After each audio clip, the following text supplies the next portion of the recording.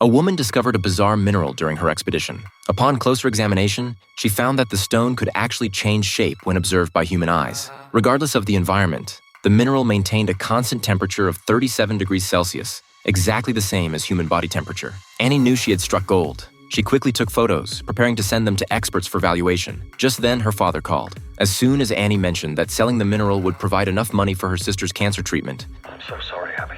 They are going to sedate her.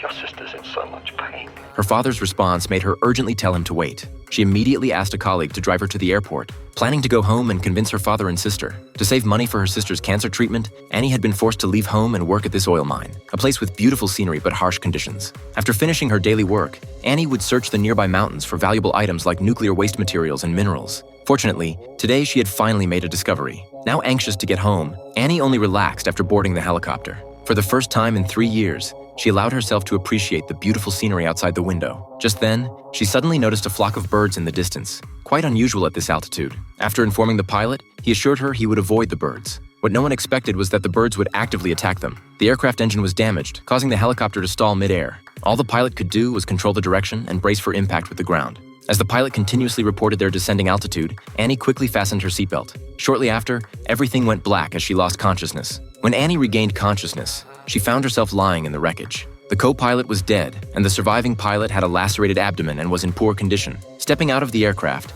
Annie discovered they had crash-landed in dense forest. There would definitely be no one in this area, leaving the radio as their only hope. With the pilot's help, Annie repeatedly called for help on the radio, but received no response. Now, Annie could only rely on the most primitive methods of self-rescue. She took out a compass and map to determine the aircraft's position, concluding that the nearest road was to the south, 60 kilometers away. Given that this was a mountainous area in winter, even with sufficient food and clothing, it would take 3 to 5 days to reach there. With the pilot injured, walking there was simply unrealistic, so Annie had to think of another solution. She took wooden crates from the aircraft and used a lighter to burn documents in boxes, hoping someone would notice them. But this tiny flame was like a drop in the ocean compared to the vast mountains. It wouldn't attract anyone's attention. How did Annie ultimately escape? Watch the original film The Occupant to find out.